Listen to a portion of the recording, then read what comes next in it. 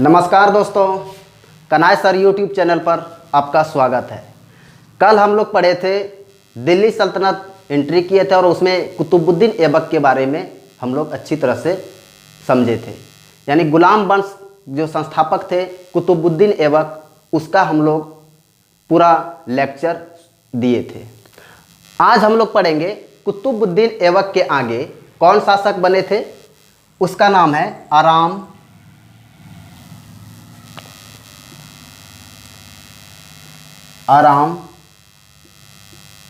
शाह। कुतुबुद्दीन ऐबक के आगे शासक बने थे कौन? आराम शाह। आराम शाह जो थे ये मात्र 8 महीने तक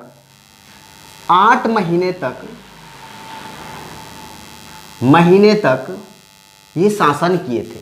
ठीक है। कुतुबुद्दीन ऐबक के उत्तराधिकारी कौन बने? आराम शाह। इसके पुत्र थे और ये 8 महीने तक शासन किए थे। यानी कुतुबुद्दीन ऐबक की अगर पूछे तो मृत्यु कब हुई थी? 1210 ईस्वी में। कैसे हुआ था? चौगान यानी पोलो खेलते समय घोड़े से गिरकर। इसके 8 महीने तक ये शासन किए थे। इसके जो हत्या जो है, इसकी हत्या इल्तुतमिश, इसकी हत्या कौन कर देते हैं? इल्तुतमिश।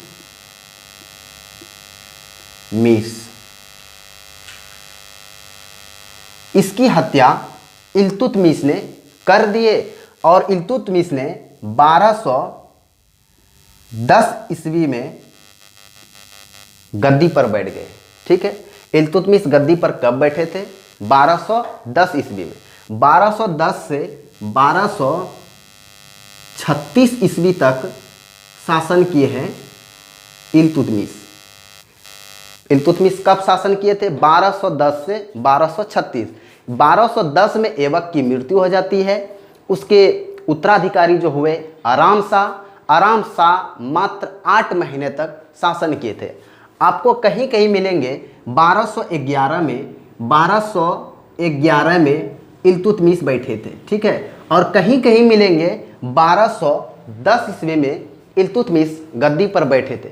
जैसे ही 1210 ईस्वी में ऐबक की मृत्यु हुई तो उसका तो हक बनता है कि पुत्र थे आराम शाह, उसका तो हक बनता है कि हम उत्तराधिकारी बने। और वो उत्तराधिकारी बने थे, वो आराम शाह उत्तराधिकारी बने थे, लेकिन ये मात्र 8 महीने तक शासन किए थे। उसके बाद इल्तुतमिश आ गए। इल्तुतमिश यानी 1210 से 1236 तक इन्होंने शासन किए। इल्तुतमिश जो है इसके एक पुत्र थे। पुत्र का जो नाम है रुकनुद्दीन फिरोज।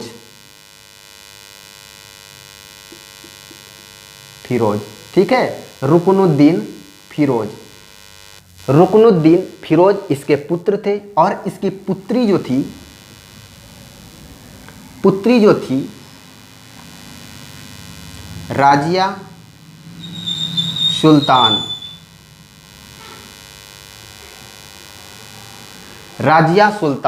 ठीक है। इसके पुत्र का नाम है रुकनुद्दीन फिरोज और इसकी पुत्री का नाम है राजिया सुल्तान। कुतुबुद्दीन ऐबक के इल्तुतमिश कौन थे?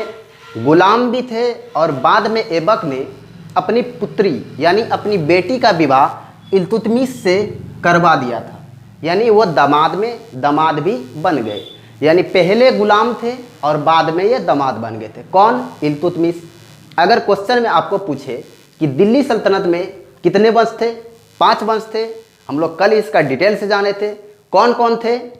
तो गुलाब खिलो तो सेंट लो यानी गुलाम वंश, खिलजी वंश, तुगलक वंश, सैयद वंश और लोदी वंश। और पूरे हम लोग जाने थे उसके शासनकाल कब से कब तक है? 1206 से 1290। और खिलजी का कब से कब है? 1290 से 1320। तुगलक का कब से कब है? 1320 से 1414। और सैयद का कब से कब है? 1414 से 1451। सैयद वंश शासन किए थे। उसके बाद जो आए थे लोदी वंश 1451 से 1526 तक किए थे। 1526 में कल मैंने बोला था कि 1526 में एक युद्ध होता है जिसका नाम है पानीपत की प्रथम लड़ाई। पानीपत की प्रथम लड़ाई, लोदी वंश के अंतिम शासक थे इब्राहिम लोदी। इब्राहिम लोदी और बाबर के बीच, बाबर एक अफगान शासक थे, उन्होंने वहाँ पे आए थे, पानीपत की प्रथम युद्ध हुआ था और इब्राहिम लोदी की हत्या कर दी थी और बाबर ने एक नए राजवंश की स्थापना की थी जिसका हम लोग आगे पढ़ेंगे, मुगल वंश। ठीक है, अभी हम लोग इसको पहले जानते हैं। इल्तुतमिश के पुत्र का नाम क्या थे? रुकनुद्दीन फिरोज, और इसके पुत्री का क्या नाम थे? राजिया सुल्तान। ठीक है, इल्तुतमिश यानी ऐबक के कौन थे? पहले गुलाम थे और बाद में दामाद बन गए थे। अब हम लोग पढ़ते हैं, इसके दरबार में यानी इल्तुतमिश ने एक प्रथा चलाई थी जिसका नाम है इक्ता प्रथा। ठीक है, उस प्रथा का नाम है इक्ता प्रथा। इक्ता प्रथा, देखिए इसमें क्या हुआ था? इक्ता प्रथा में जो हुआ था ना, यानी जो वेतन के बदले भूमि देते थे, इल्तुतमिश ने एक अपने शासन में प्रथा चलाया था जिसका हम लोग नाम जानते हैं इक्ता प्रथा। इक्ता प्रथा में जो था, इसमें वेतन के बदले भूमि देते थे। ठीक है, वेतन के बदले भूमि देते थे, उस प्रथा का नाम है इक्ता प्रथा। ठीक है, और इन्होंने क्या किया था? 40 सरदारों का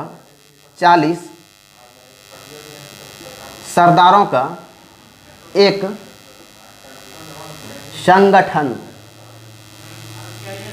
संगठन बनवाया था जिसका जो नाम था तुर्क ए चिहलगान।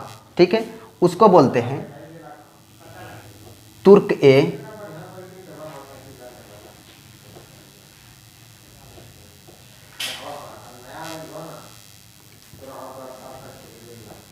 चिहलगान। ठीक है, तुर्क ए चिहलगान। 40 सरदारों का एक संगठन किसने बनवाया था? इल्तुतमिश ने बनवाया था, जिसको क्या बोलते थे? तुर्क ए चिहलगान। क्या बोलते थे? तुर्क ए चिहलगान। ठीक है, और इसको जो है, और इसको क्या बोलते थे? और एक नाम था, उसका जो नाम है यानी गुलाम दल। ठीक है, तो सबसे हम लोग मेन इंपॉर्टेंट जो है यही जानते हैं कि तुर्क ए चिहलगान जो है, क्वेश्चन में आपको यही देंगे। ठीक है, उसका जो है क्वेश्चन में आपको मिलेगा तुर्क ए चिहलगान। ज़्यादातर आप कहीं भी एग्जाम में दीजिएगा, कहीं भी एग्जाम आप बैठिएगा तो वहाँ पे अगर पूछेगा कि उस संगठन को क्या कहते थे, तो सीधे आपको ऑप्शन में रहेगा तुर्क ए चिहलगान, उसी को लगा देना है। ठीक है, इसके आगे हम लोग जानते हैं, हम लोग पढ़े थे तुर्क ए चिहलगान, यानी तुर्क 40 सरदारों का एक संगठन नियुक्त किया था जिसको बोलते थे तुर्क ए चिहलगान, और दूसरा जो बोलते थे गुलाम दल, और तीसरे जो उसका नाम था चालीसा दल। ठीक है, तुर्क ए चिहलगान यानी 40 सरदारों का जो एक संगठन बनाया था जिसको तुर्क ए चिहलगान भी बोलते हैं, दूसरा चालीसा दल भी बोलते हैं। चालीसा दल आपको ये भी कहीं मिलेंगे। आपको तुर्क ए चिहलगान अगर नहीं मिले तो आपको चालीसा दल भी मिलेंगे, यानी तुर्क ए चिहलगान को हम चालीसा दल भी बोलते हैं। ठीक है, अब इन्होंने क्या किए थे? इसके समय में जो है ना, आप लोग 2 तराइन के फर्स्ट और सेकंड, तराइन का यानी फर्स्ट लड़ाई और सेकंड लड़ाई के बारे में सभी जानते होंगे। यानी तराइन की फर्स्ट लड़ाई हुई थी मोहम्मद गौरी और वर्सेस पृथ्वीराज चौहान के बीच में, ये तो आप सुने होंगे और पढ़े भी होंगे। दूसरे जो लड़ाई हुए थे, तराइन की जो सेकंड लड़ाई हुई थी यानी 1192 में, फर्स्ट हुआ था 1191 में और सेकंड हुआ था 1192 में, गौरी वर्सेस पृथ्वीराज चौहान। इसके बारे में हम लोग पूरी तरह से जानते हैं। लेकिन एक युद्ध जो हुआ था तराइन की तीसरी लड़ाई, आप बहुत सारे बच्चों को ये पता नहीं होगा तराइन की तीसरी लड़ाई भी हुआ था सर। जी, तराइन की तीसरी लड़ाई भी हुआ था। ठीक है, दूसरी लड़ाई के बारे में सभी को पता है, जितने भी स्टूडेंट हैं आप लोग सभी को पता होगा, लगभग 60% 70% बच्चों को ये पता होगा। और कि सर हम तो जानते थे कि 2 ही युद्ध हुए थे, तराइन की फर्स्ट लड़ाई और सेकंड लड़ाई, लेकिन एक बार देख लो कि तराइन की फर्स्ट सेकेंड हुई थी, लेकिन तीसरी भी हुई थी, और तीसरे जो युद्ध लड़ा था यही शासक इल्तुतमिश लड़े थे। कौन लड़े थे? इल्तुतमिश। यानी 1215 ईस्वी को 1215 ईस्वी को एक युद्ध होता है जिसका नाम है तराइन की तीसरी लड़ाई।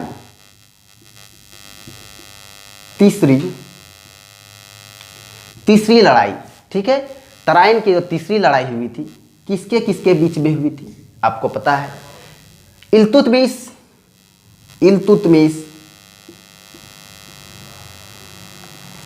वर्सेस, यानी तराइन की तीसरी लड़ाई हम लोग जानते हैं कब हुआ था? 1215 में। किसके किसके बीच हुआ था? इल्तुतमिश वर्सेस एल्दोज,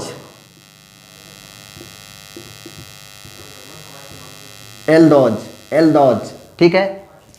इल्तुतमिश और एल्दोज के बीच में एक युद्ध हुआ था जिसको बोलते हैं तराइन की तीसरी लड़ाई।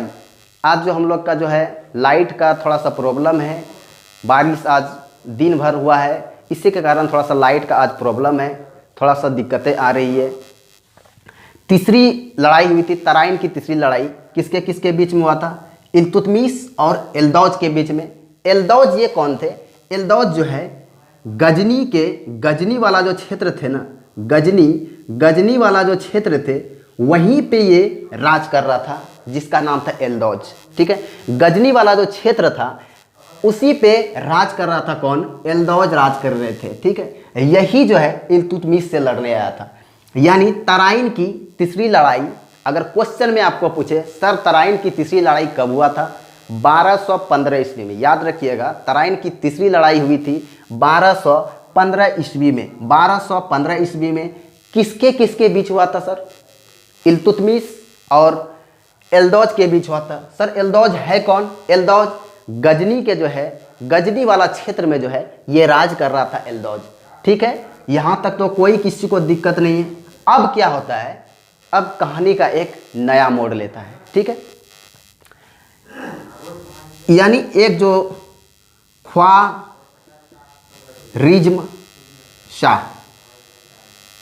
शाह आप लोग नाम सुने होंगे। इसी के समय जो है ना मंगोल आक्रमण, आप पढ़े होंगे मंगोल आक्रमण चंगेज खां कौन किए थे? चंगेज खां।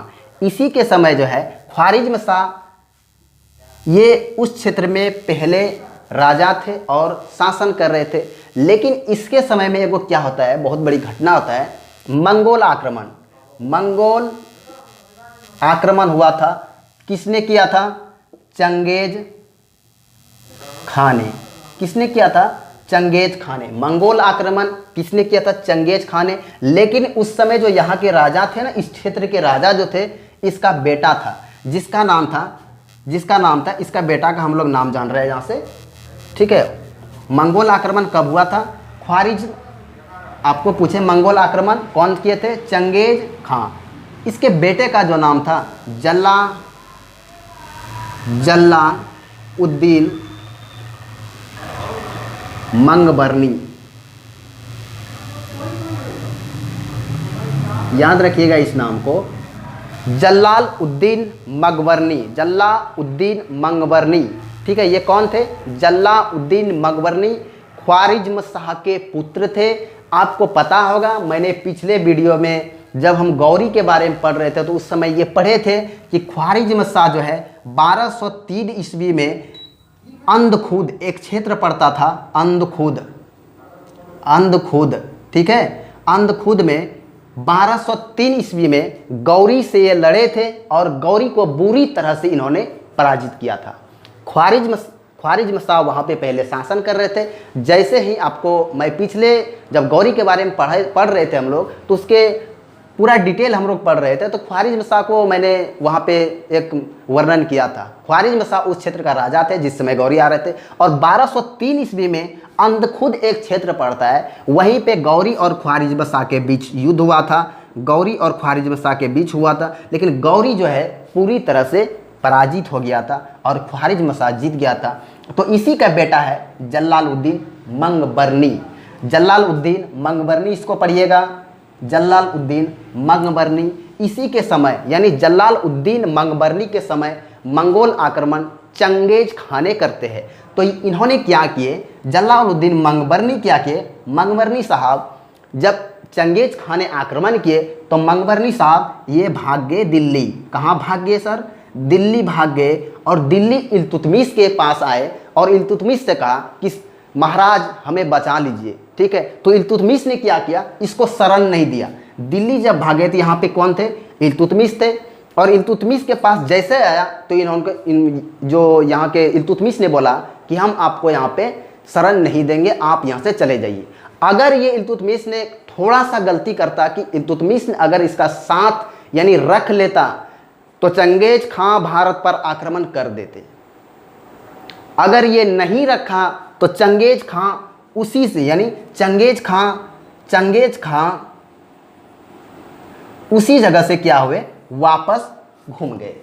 अगर इसको दिल्ली में शरण मिल जाता यानी मंगबरनी को अगर दिल्ली में शरण मिल जाता यानी इल्तुतमिश के पास, तो चंगेज खान ने आक्रमण कर देते, ठीक है। अब इसके बारे में हम लोग आगे नेक्स्ट जान रहे हैं। अब क्या हुआ था, इल्तुतमिश ने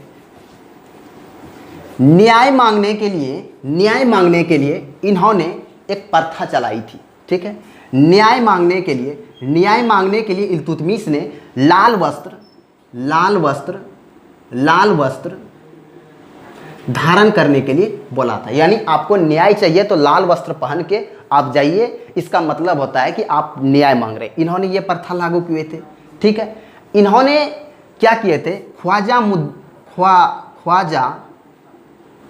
मोइनुद्दीन, ठीक है, ख्वाजा मोइनुद्दीन बहुत बड़े नाम है, ख्वाजा मोइनुद्दीन चिश्ती का दरगाह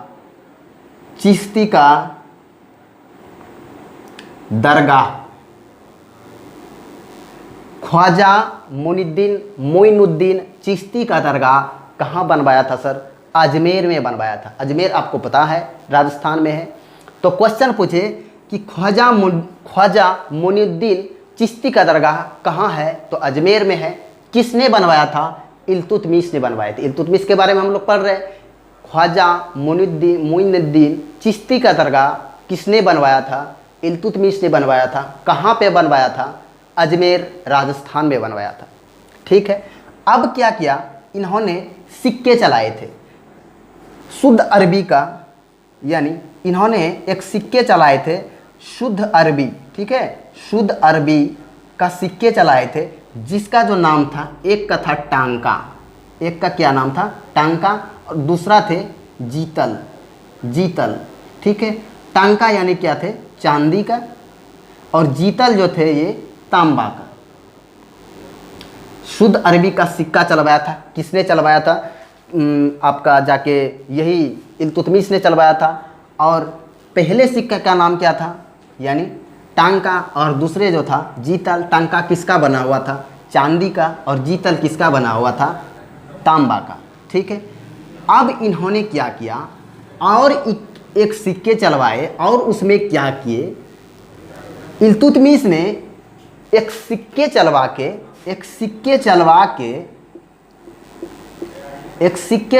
के उसमें, उस सिक्के में क्या किया था, राजिया सुल्तान की फोटो लगा दी थी। इसका मतलब होता है कि जैसे राजिया इल्तुतमिश के दरबार से एक सिक्के जारी हुआ, उसमें राजिया सुल्तान का फोटो लगा हुआ है, यानी राजिया सुल्तान का फोटो लगा हुआ है, तो जनता को समझ में आया कि इसका उत्तराधिकारी जो है ना, राजिया सुल्तान होने वाला है।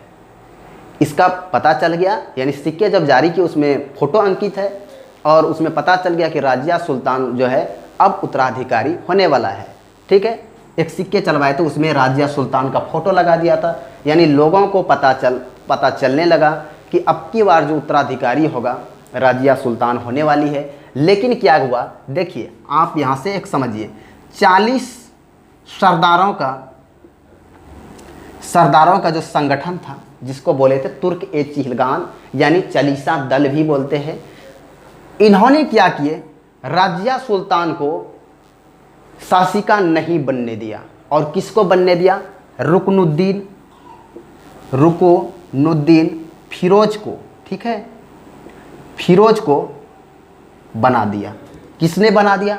40 सरदारों ने।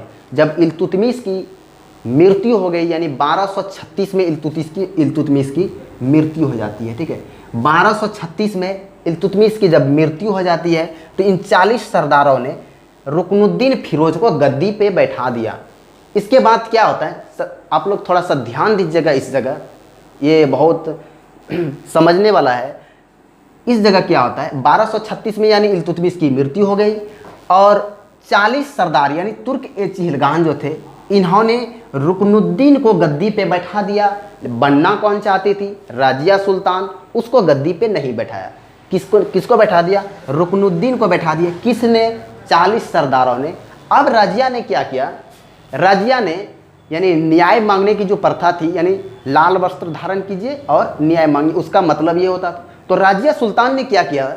राजिया सुल्तान ने लाल वस्त्र धारण करके और एक मस्जिद के सामने खड़ी हो गई और उन्होंने अपने यानी जनता से न्याय मांगने लगा कि हम यहाँ के शासिका बनेंगे। तो लास्ट में क्या हुआ था? जनता की हस्तक्षेप से वो राजिया सुल्तान शासिका बनी थी, ठीक है। जनता की हस्तक्षेप से राजिया शासिका बनी, ठीक है। जनता की हस्तक्षेप से राजिया यहाँ की शासिका बन गई। कब बनी थी? 1236 ईस्वी में, ठीक है। कुछ दिनों के लिए रुकनुद्दीन को बैठाया था। तो उसके बाद राजिया ने लाल वस्त्र धारण करके अपने यानी एक मस्जिद के पास अपना संदेश लोगों को देने लगा कि हम जो है इसका न्याय चाहते हैं कि शासिका हम बनेंगे। तो लास्ट में जनता की हस्तक्षेप से वो शासिका बन गई थी। तो भारत की प्रथम महिला शासिका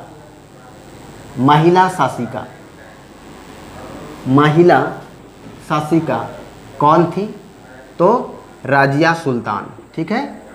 राजिया सुल्तान कौन थी? राजिया सुल्तान। अगर क्वेश्चन में पूछे कि भारत की प्रथम महिला शासिका कौन थी, तो राजिया सुल्तान। राजिया सुल्तान कब से कब 1236 से 1240 ईस्वी तक राजिया सुल्तान गद्दी पर बैठी। राजिया ने क्या किया था, अब इसके बारे में जानते हैं। राजिया सुल्तान तो रुकनुद्दीन को हटा के गद्दी पे बैठ गई। अब इन्होंने क्या किया? इन्होंने क्या किया? राज दरबार में जब ये गई ना, तो वहाँ पे यानी कुब्बा और कुल्हा पहन के गई, यानी कुब्बा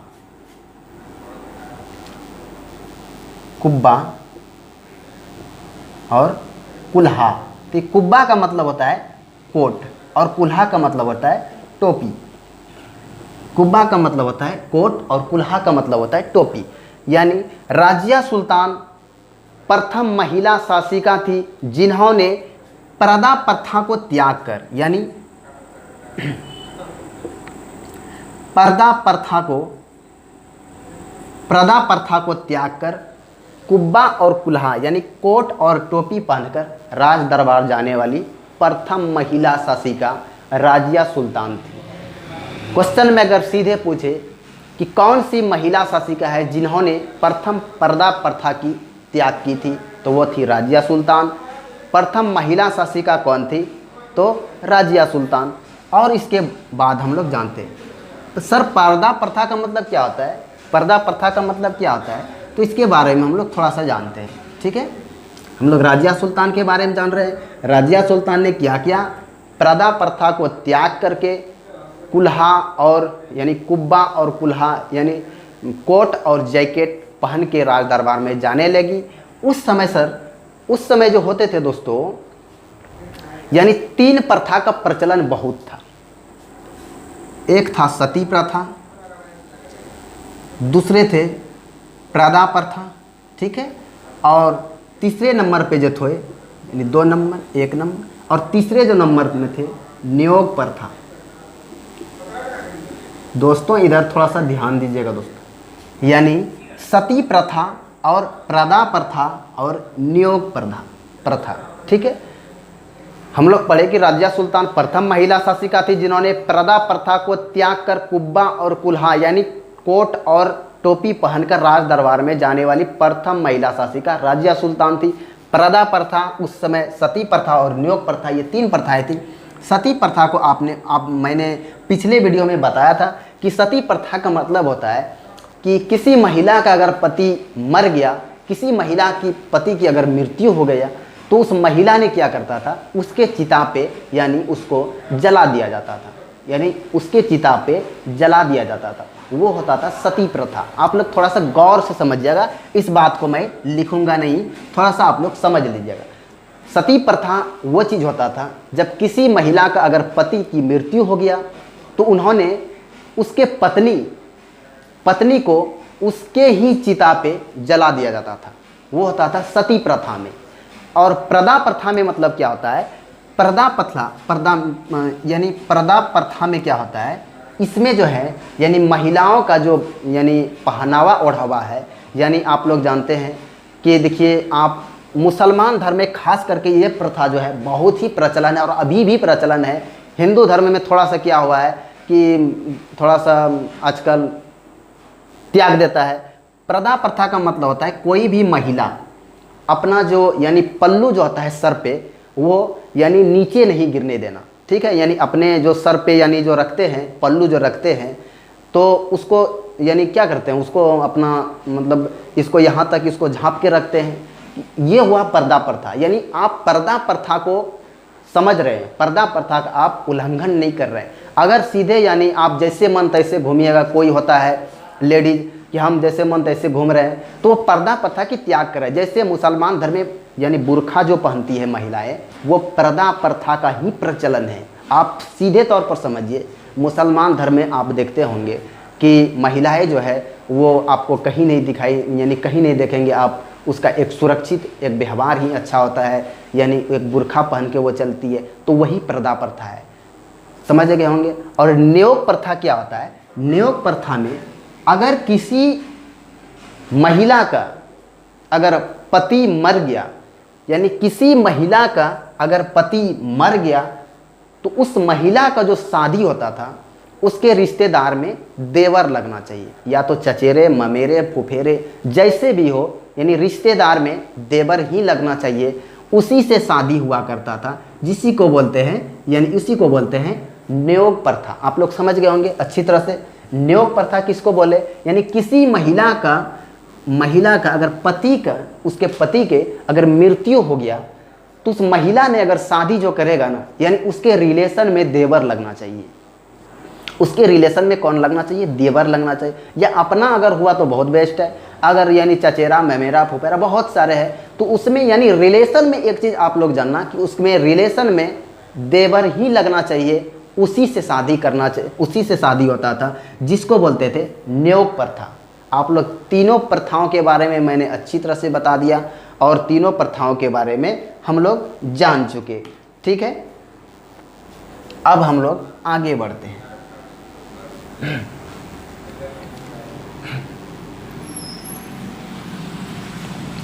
राजिया सुल्तान। अब होता है कि राजिया सुल्तान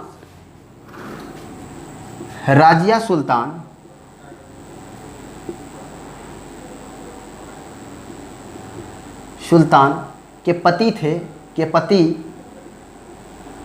कौन थे, उसका नाम था अल्तुनिया। आप लोग नाम सुने होंगे अल्तुनिया का। अल्तुनिया जो थे उस समय कौन थे, अल्तुनिया जो थे ये जो है एक क्षेत्र पड़ता है तबर हिंद। ठीक है, आप लोग नाम सुनिएगा, तबर हिंद एक क्षेत्र पड़ता है जिसका नाम है तबर हिंद। इस क्षेत्र का नाम है तबर हिंद। ये कहाँ पे है सर, ये पंजाब में है। ठीक है, पंजाब में है तबर हिंद। उसी में इक्तादार थे, यानी इक्तादार थे, कौन थे, अल्तुनिया थे। कौन थे इक्तादार, यहाँ पे इक्तादार कौन थे, अल्तुनिया थे। तबर हिंद वाला जो क्षेत्र है, यानी ये पंजाब में पड़ते हैं ये क्षेत्र, और यहाँ पे जो शासन कर रहे थे इक़्तादार वो थे अल्तुनिया। तो राजिया सुल्तान को हुआ क्या कि अल्तुनिया को जो है यहाँ से हम भगा के और ये क्षेत्र में जो है अपने राज्य में हम मिला लेंगे। तो राजिया सुल्तान यहाँ से चली गई और उन्होंने जाके बोला अल्तुनिया से कि हम जो है युद्ध करना चाहते हैं और इस क्षेत्र को हम जीतना चाहते हैं। तो अल्तुनिया जो था ना, ये तुर्क सरदार थे और ये बहुत बड़े मजबूत थे। इसके पास यानी इतने घोड़े हाथियों इसके मतलब कमी नहीं थे और रजिया सुल्तान उसके सामने में कुछ भी नहीं थे।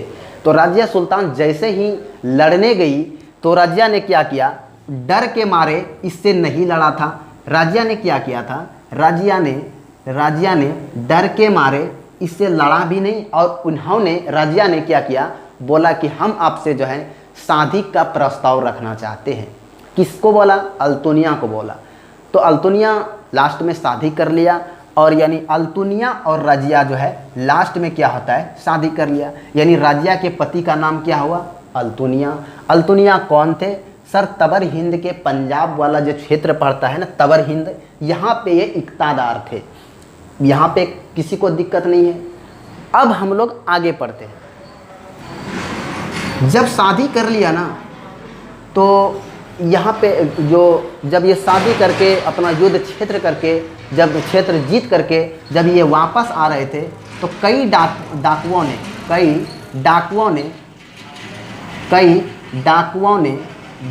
ने इसे क्या किया, घेर लिया। किसको, राजिया सुल्तान और अल्तुनिया को। ठीक है, कई डाकुओं ने, एक स्थान है उसका नाम है कैथल। ठीक है, उसका नाम है कैथल। कैथल जो है ये क्षेत्र पड़ता है हरियाणा में। कहाँ पड़ता है सर, हरियाणा में। हरियाणा में इस क्षेत्र का नाम है कैथल। यहाँ पे कई डाकुओं ने इसे घेर करके और दोनों को मार दिया। यहीं से राजिया सुल्तान और अल्तुनिया का कहानी ख़त्म हो गया। अब हम लोग पढ़ेंगे नेक्स्ट क्लास में पढ़ेंगे हम लोग राजिया सुल्तान के आगे पढ़ेंगे बहरम शाह। ठीक है, बहरम शाह पढ़ेंगे। उसके बाद हम लोग पढ़ेंगे अलाउद्दीन महमूद शाह, अलाउद्दीन सर मसूद शाह। उसके बाद पढ़ेंगे हम लोग जलाउद्दीन यानी महमूद शाह। और इसके आगे आगे हम लोग नेक्स्ट पढ़ते रहेंगे। बलबन के भी बारे में पढ़ेंगे, कैकुबाद के भी बारे में पढ़ेंगे, क्यूमर्स के भी बारे में पढ़ेंगे। यहाँ तक यानी आप लोग हम पूरी तरह से समझा दिए कि राजिया सुल्तान को डाकुओं ने कहाँ पे घेरा था। उस स्थान का जो नाम है कैथल है। कैथल सर कहाँ है, हरियाणा में है। कैथल कहाँ है, हरियाणा में है। किसने मारा था, डाकुओं ने मारा था। कब मारा था, 1240 ईस्वी में मारा था। 1240 ईस्वी में मारा था। राजिया सुल्तान और उसके पति अल्तुनिया को मार दिया था। क्यों मारा था सर, ये डाकू जो थे ना, ये तुर्क अमीर थे। तुर्क अमीर थे। एक संगठन था इसका संगठन था और उसी संगठन में भी अल्तुनिया रहा करते थे। तो आप सीधी बात जानिए, किसी संगठन का आदमी अगर उस संगठन को आप छोड़ के आ गए हैं तो उस संगठन को गुस्सा तो ज़रूर आएगा। आप समझ के थोड़ा सा देखिए, उस संगठन को तो गुस्सा ज़रूर आएगा। तो इस संगठन में पहले अल्तुनिया थे और अल्तुनिया जब छोड़ के और राजिया से शादी कर लिया तो उनको तो गुस्सा आया। तो उन्होंने गुस्से से क्या किया, कैथल नामक स्थान पे, हरियाणा के पास है कैथल, हरियाणा में एक कैथल जगह है, हरियाणा में एक जगह है उसका नाम है कैथल। वहीं पे घेर के राजिया और अल्तुनिया को मार दिया। यहीं से राजिया सुल्तान की कहानी ख़त्म। कब मारा था, 1240 ईस्वी में। कहाँ मारा था, कैथल में मारा था। कैथल सर है कहाँ, हरियाणा में है। डाकुओं ने मारा था। अल्तुनिया सर कौन है, तबर हिंद एक क्षेत्र है। कहाँ है तबर हिंद, पंजाब में है। यहाँ पे इक़्तादार थे। राजिया सुल्तान के पति का क्या नाम है, अल्तुनिया। आप लोग अच्छी तरह से समझ गए होंगे और हम लोग इसके आगे बहरम शाह को नेक्स्ट क्लास में जानेंगे। इसलिए मैं इस वीडियो को यहीं पे समाप्त करता हूँ और आप लोग को अगर अच्छा लगे तो इस चैनल को लाइक और सब्सक्राइब ज़रूर करें। जय हिंद, जय भारत।